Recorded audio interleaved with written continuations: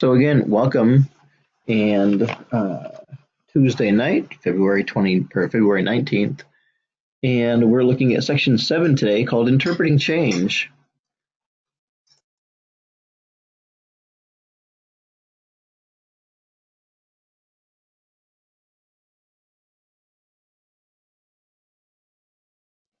Okay, sorry about that. My mic was fluttering here. So section 7, session 6. And again, I just want to make sure that you know that we have 3 assignments for this section. They are web work number 7, the Excel absolute and relative change assignment, and then discussion board 3.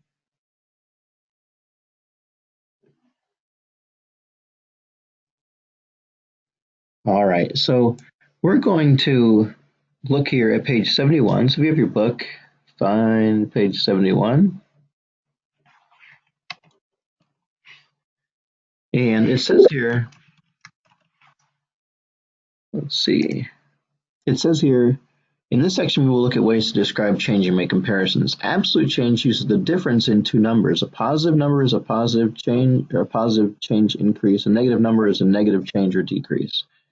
So the absolute change is calculated just with subtraction. You just take the new value minus the old value, or the new value minus the reference value. So here in these examples, it says Juliet's weight went from 180 pounds to 162 pounds. So the from is the reference value, or the old value. The to is the new value. So we're going to take 162. Whoa, that was a crazy looking 1 and 6. Sorry it was so big there. Let me try that again. 162. I have a different mouse today than I've had in the past. Minus 180 is negative 18 pounds. So what does that mean? That means that Juliet lost 18 pounds from May to December. So we don't say that Juliet lost negative 18 pounds. We just say that she lost 18 pounds. That's what the negative means. It means that she lost the 18 pounds. Okay. And then looking at this next one, it says here the median income in the U.S. was $57,230 in 2015 and $59,039 in 2016. So we're going to find the absolute change. So 59, oops, oh my gosh. Oh, 39. I'm going to have to change my mouse here in a second. Minus 57,230. And then find out what that is real quick while I change my mouse.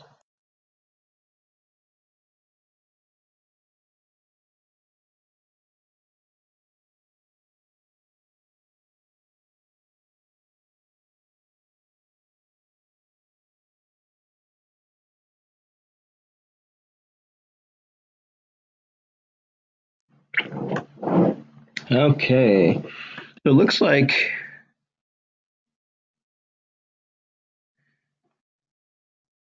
$1,809, $1,809. Positive, that means it went up. So we could say something like the median income in the U.S. increased $1,809 from 2015 to 2016. Yeah, just like Kayla has there in the chat. I want to make sure I have all my folks in here, my attendance real quick.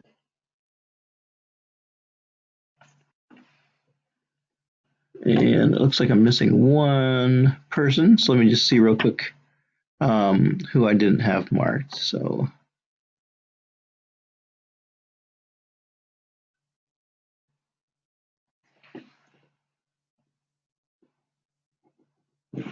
all right. So let's see. Oh goodness, I see that, Kaylee. That's pretty funny. Okay, so number 3 says John is 6 foot tall and Miguel is 5'9", and we want to find out. It says here, notice there's no new and old, so it says let's consider some possible comparisons. So let's look. It says compare Miguel to John by finding and interpreting the absolute change with John as the reference. So if John is the reference, we're going to take Miguel minus John. So the first thing we have to do, though, is change these heights into inches. So 6 foot is, what is that, 72 inches, so 74 inches for John. And Miguel is 5'9", so 60 inches plus 9, 69 inches for Miguel. So we're using John as the reference. So we're going to do Miguel minus John.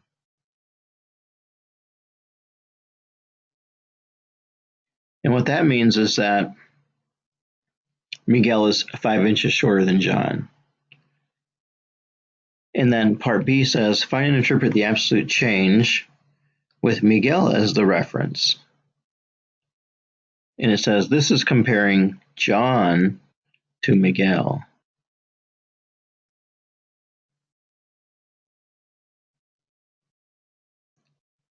So we're going to do John minus Miguel this time.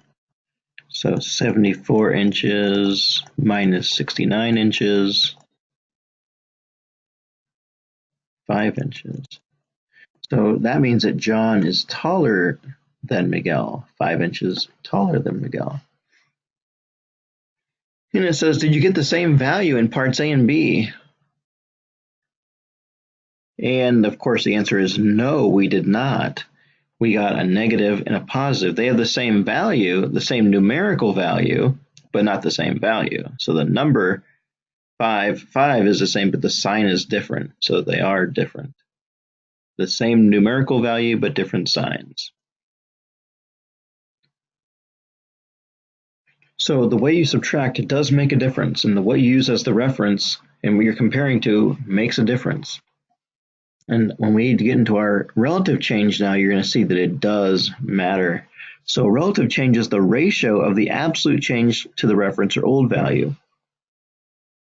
A positive number means, let's see, a positive number is a relative increase, a negative number is a relative decrease, and the relative change is also called the percent change. So relative change or percent change, they mean the same thing.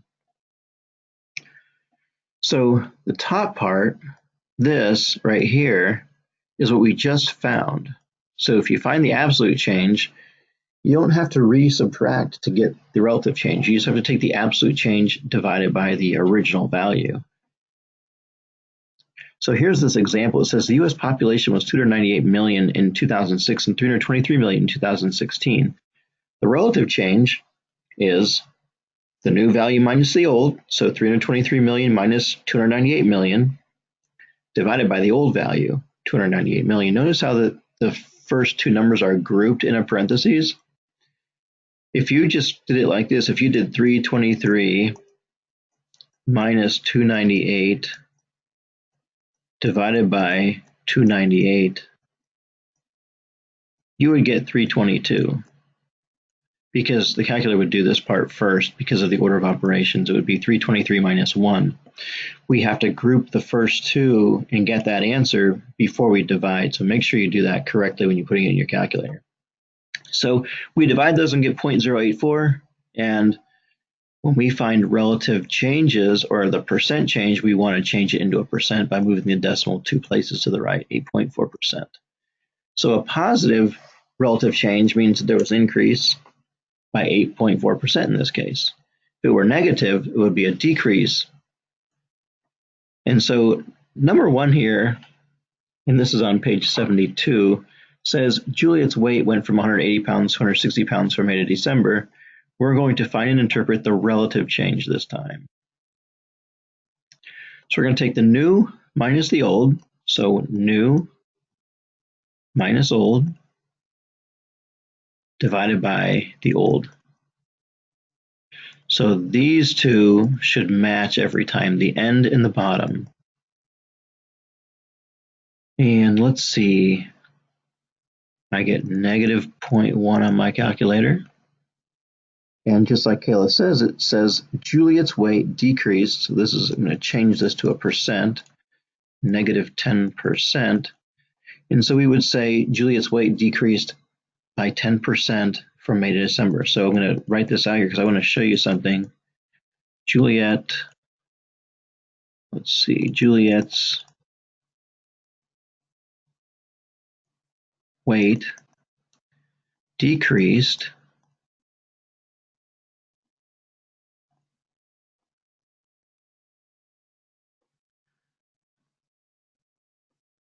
and then from May to December. So we don't want to put the negative sign in there. We don't want to say it decreased by negative 10%. We're using the word decreased instead of putting the negative sign in there. So the negative sign right here is being translated into the word decreased. So let's find the percent. Actually, I'm going to give you a second to do this. So don't put your answers in here yet, okay? But I want you to do it. And when you have an answer for number 2, finding the relative change, then I want you to give me a hand raise. Okay, don't put your answer in the chat box yet. Just give me a hand raise when you have number 2 complete.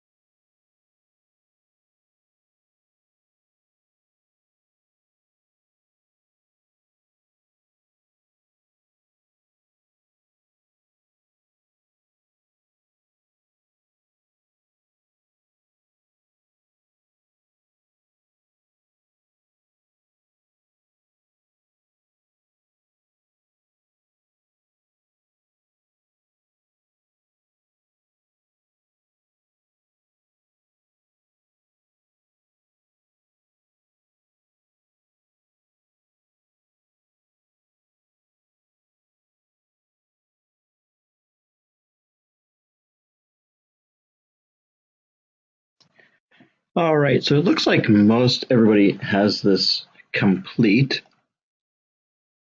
And so remember, we're taking the 59, and we already did this, right? It was 1809, I think, was the answer to the absolute change over the old value, 57,230.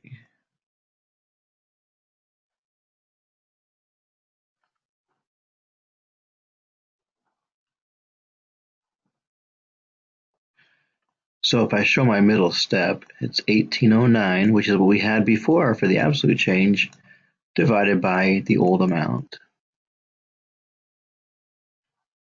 And let's see, did you get 0.032, which is 3.2%?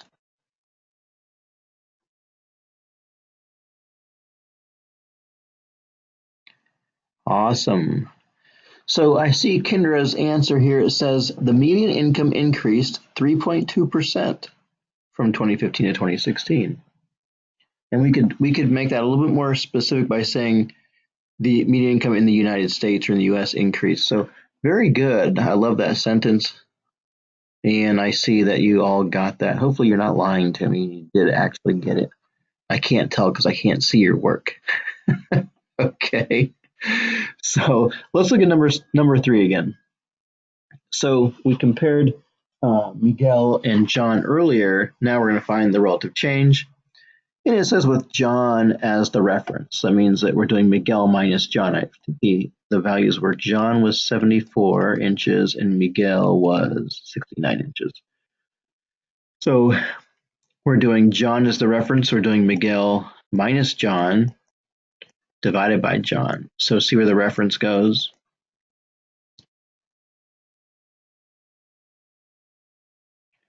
So -5 over 74 is -0.0676.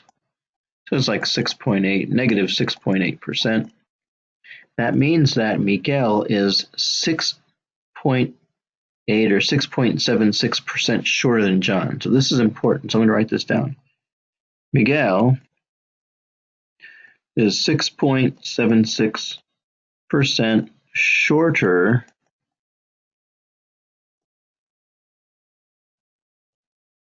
than John. Okay.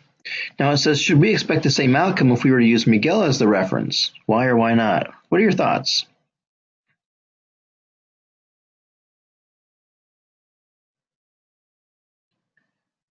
So Ashley says no. Kelsey says no. What's your reason, though? It's great that you're saying no, but I need a why or why not.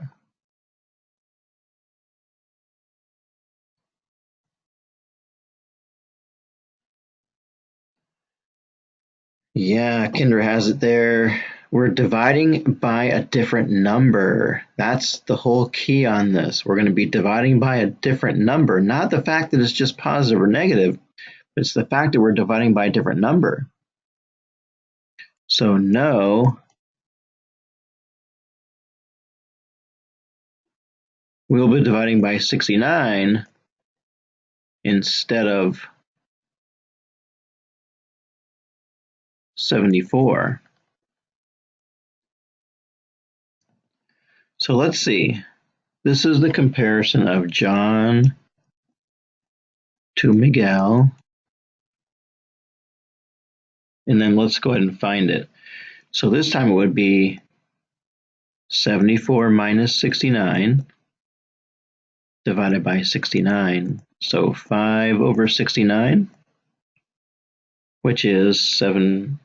Let's see, I got 0.0725. So 7.25 or 7.3%.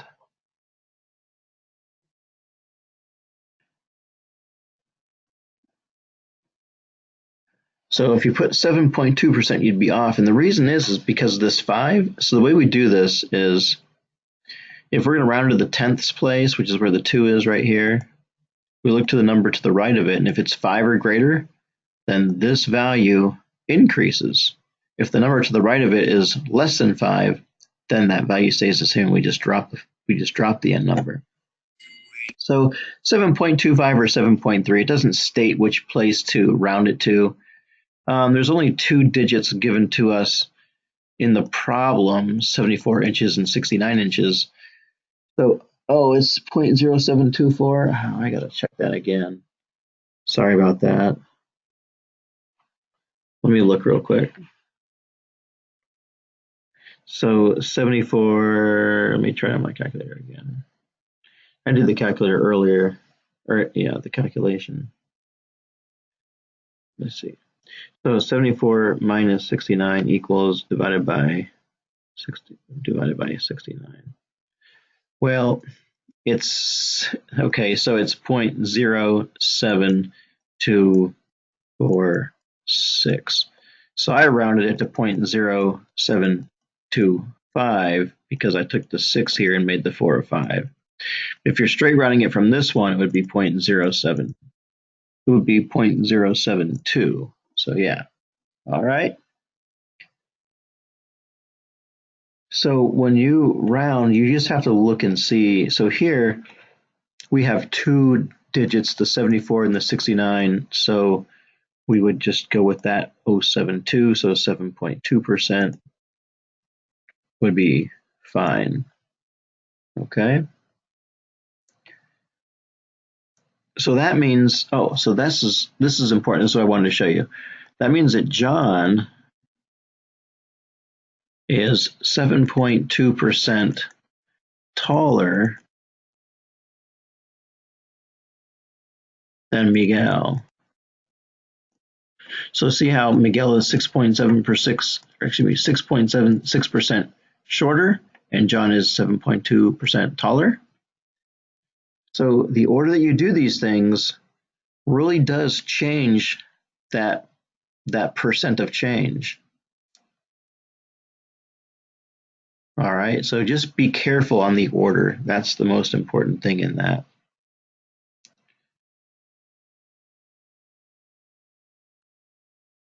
All right, and I do see your comments in the chat box about the rounding in in web work, just watch the number of digits that you're given or watch what place value it asks for.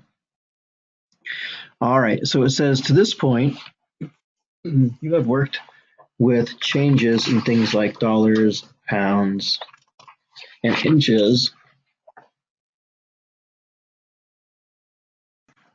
And then it says here, what about changes in percentage points?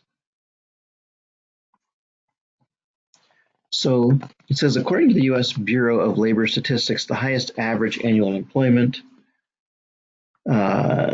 rate in recent history was during 2009 at a rate of 9.3%. By 2015, the average, why is this different than what we have in our book?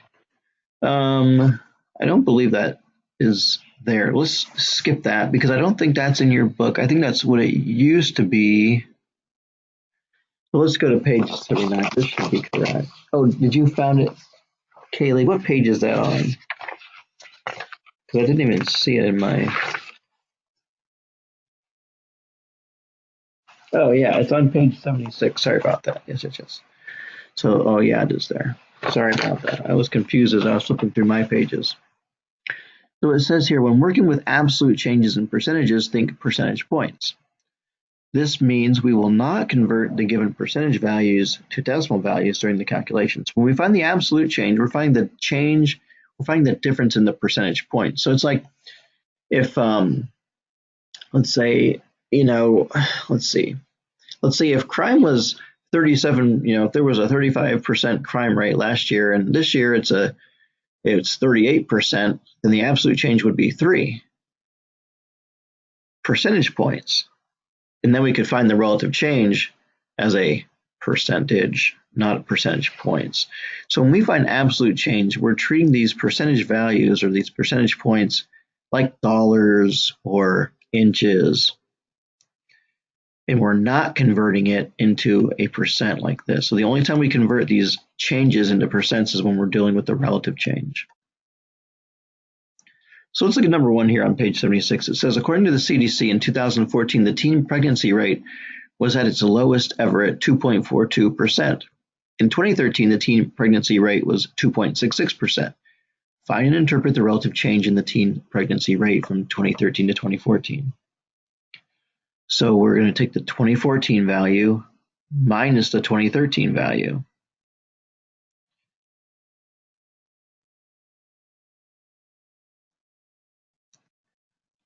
So we're finding the relative change. We're going to divide now by the old value. And let's see, tossing that in. So do you see how there are 3 digits here? 3 digits. I'm going to keep 3 significant digits in my answer.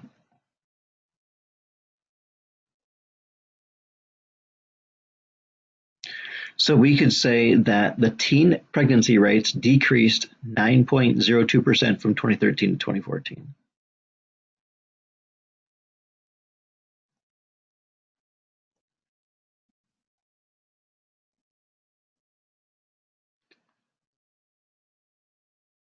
So the percentage points, it went down by like 2.4, or excuse me, it went down by 0.24 percentage points, but it had a 9% decrease.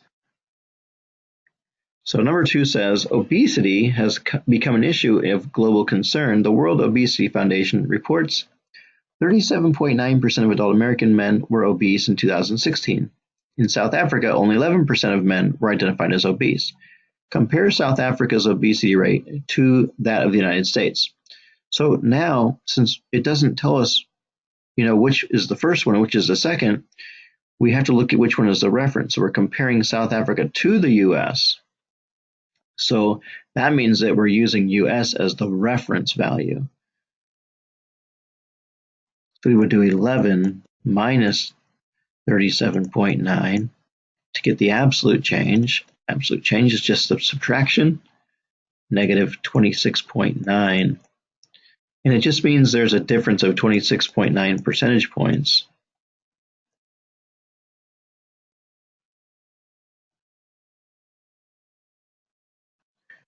So South Africa's obesity rate is 26.9 percentage points less than the United States. Now, if we're going to calculate the rate, the relative change, and it says comparing the US's obesity to South Africa. So now South Africa is the reference. So we're going to do the US 37.9 minus South Africa, the reference, divided by South Africa, since we're finding the relative change. And just in dividing those, we get 2.45. What is that as a percent? Yeah, it's a whopping 245%. So again, we still have to move the decimal 2 places to the right when we're finding that relative change as a percent. And so a statement we could make is the obesity rates of adult men in the US are 245% higher than the obesity rates of men in South Africa. So again, you have to watch what you're comparing to. Notice how the first one, part A, was comparing to the US, and the second one was comparing to South Africa. So that's the hint in there that's telling you what to use as the reference value.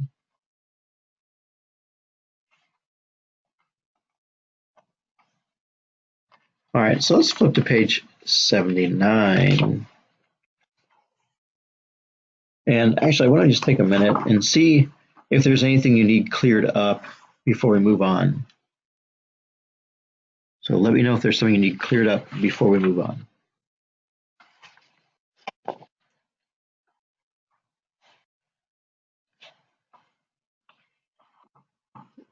And don't forget, so if you came in late, don't forget, everything is due from Unit 1 by the 23rd, which is in 4 days. And then today's work, web work number 7, the Excel absolute and relative change assignment, and discussion board number 3. Those are all due next Wednesday.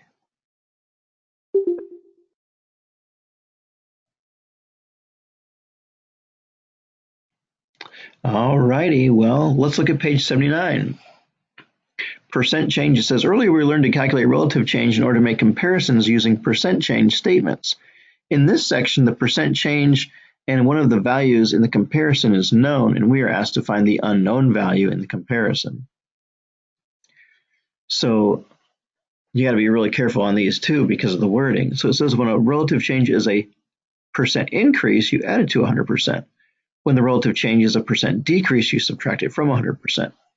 So in these examples here in this table, it says 10% less than. So that would be 90% of. 25% decrease would be 75% of.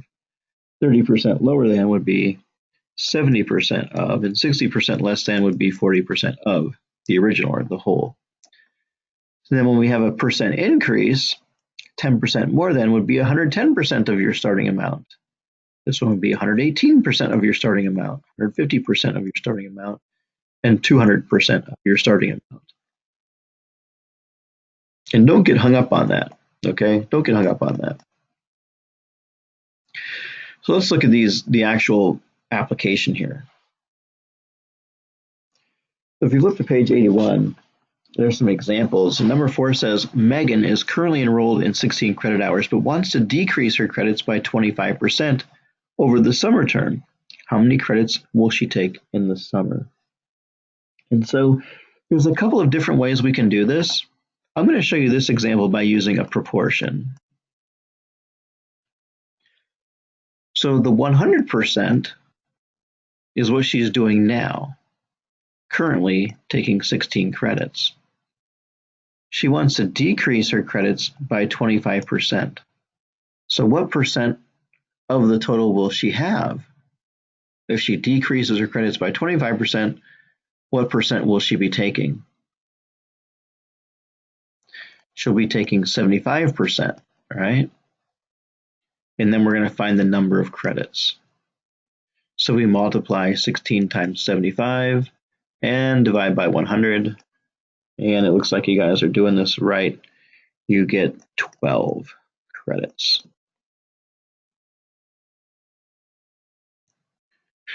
So another way we could do this is we could say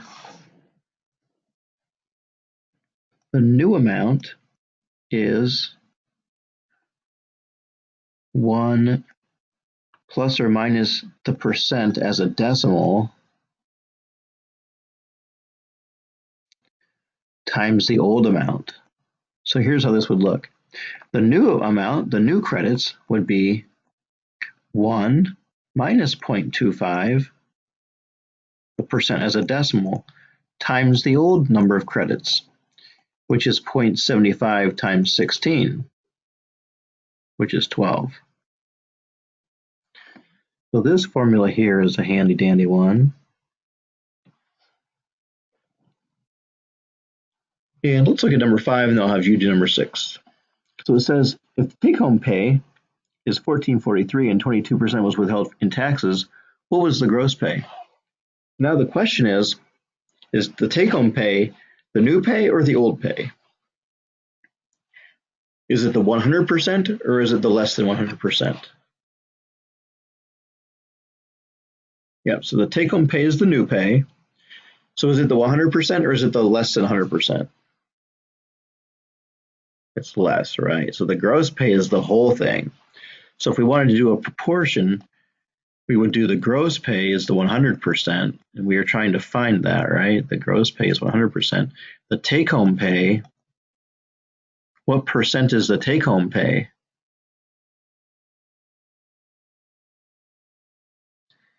Good job, Kelly. It is 78%. It's 100 minus 22 because it's withheld. That means it's less than. So we could solve that proportion, or we could do the new equals like the formula up above. So the new, the 1443, equals 1 minus 0.22 times the old value.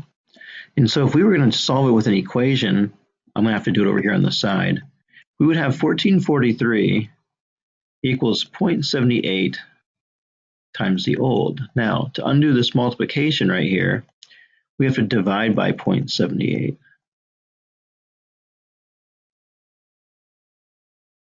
And we get, it looks like 1850.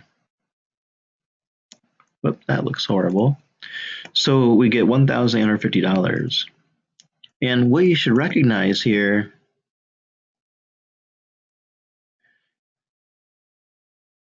is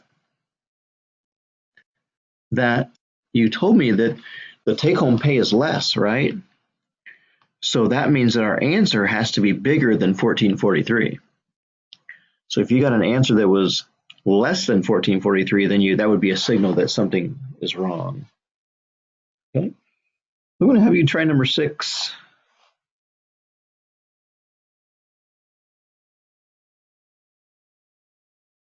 And we'll just take a minute and do that.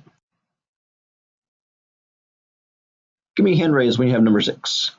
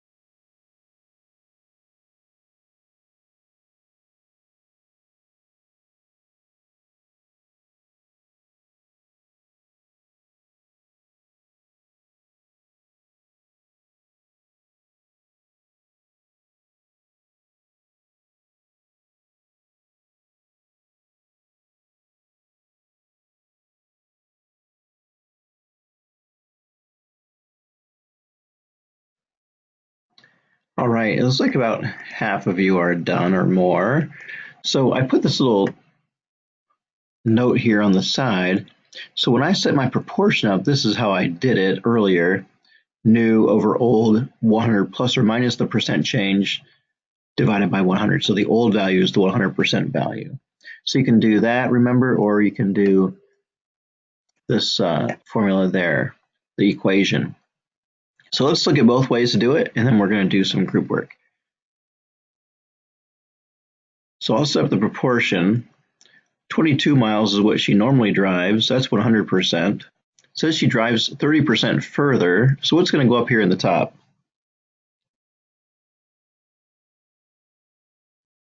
Yep, 130. And we're going to try and find out what 130% of her normal drive is. So we're going to do 130 times 22 and then divide by 100. And then what answers did you all come up with? And it should be more than 22, right? Because she's driving further than normal. And it is 28.6. Oops. So if you subtracted the 30 instead of adding the 30, you would have gotten a lower number than 22. And you would have said, uh-oh, something's wrong. So let's look at the equation. If we did it with the equation, we would have said the new amount that she had to drive is 1 plus 0.3 times that 22, and that's exactly what we did, 28.6.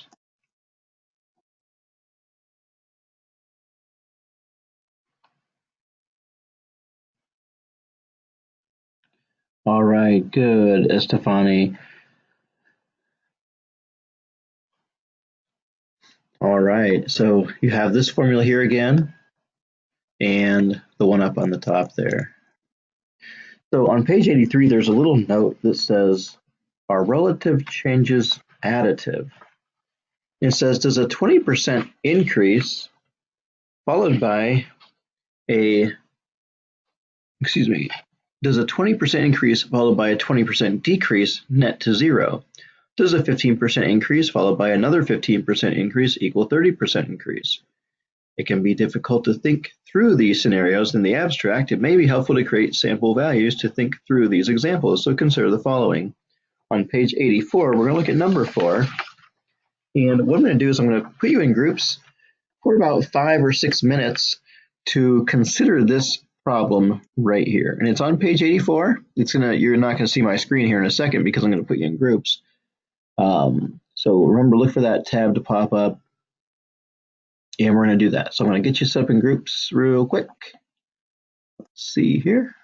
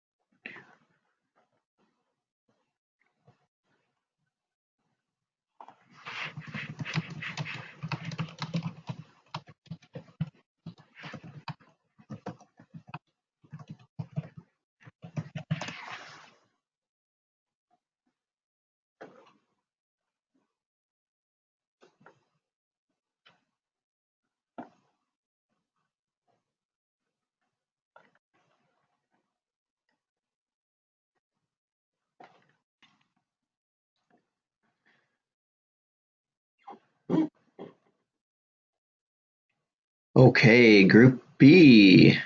How's everybody doing in here?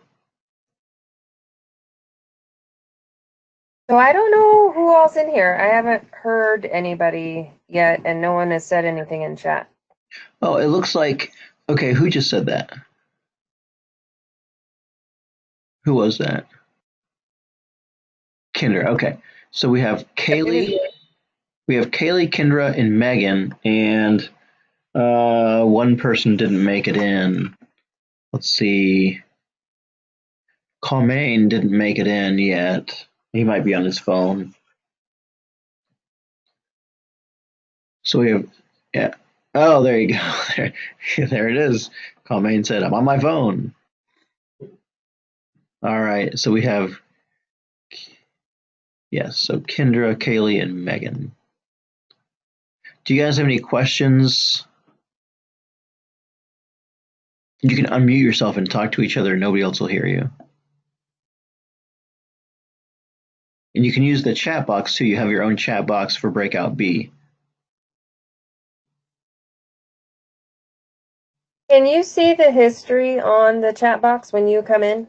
I can't. I can only see the chat from when I come in.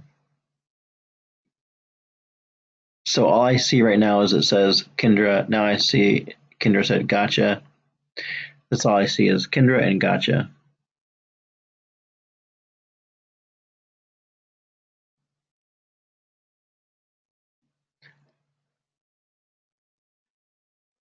Yeah, this is Kendrick.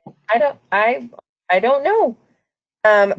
For the problem, I had just said that he would not return to the original weight because the weight gain back would only be 18 pounds versus 20 lost. Right. Yep. That's exactly it. If you use 200, right?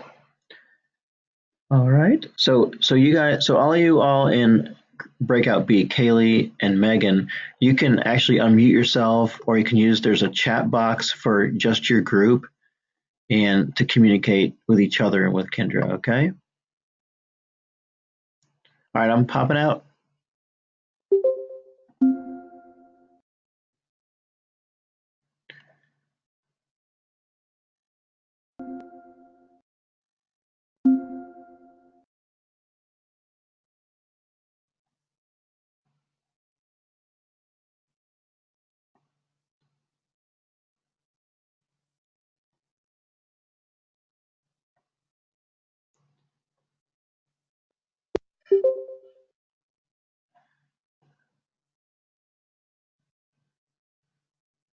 All right.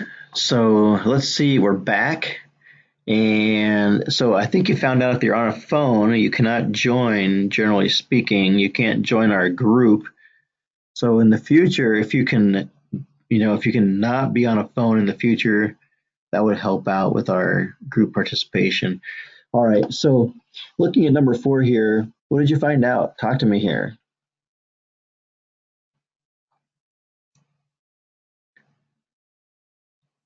Kelsey says it's C. Anybody agree with Kelsey? Brittany does. Okay. Kayla, Kaylee. All right. So Kelly says I did it wrong. Okay. All right. So let's see. Let's take a look. So it says if an actor loses 10 pounds, and then will he return to his original weight by gaining 10% of his new weight? So it's like try 200. So 200, 10% of 200 is 20 pounds.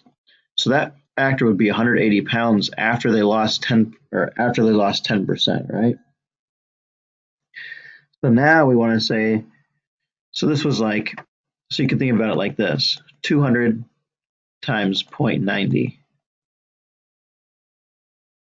Now you're going to take 180 times, we're going to gain the 10% back, right?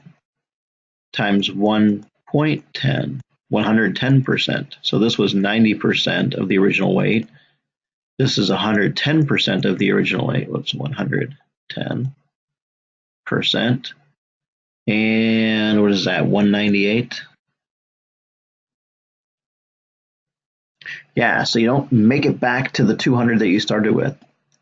So you lose 20, and then a gain of 10% of where you're starting now is only 18 more pounds. So you get to 198. So the answer is C. No, that gain wouldn't make up for the original loss. You'd have to actually gain more than that. Probably like 11% or something like that. 11.1%, something like that. So you can't take, so it'd be like if your boss says, hey, we need to take a 5% pay cut, but next year I'll give you a 5% increase, so you're right back where you were. Nope, you won't be back where you were.